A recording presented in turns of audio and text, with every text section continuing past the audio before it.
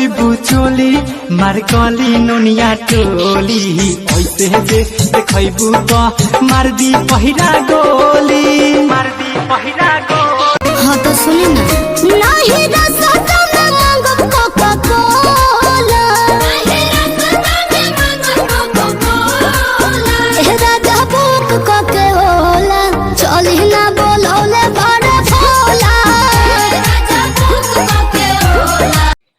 जे तू सर कैबू चोली मारे कली तू सटोली ऐसे जे देखैबू तो मार दी चमरा गोली।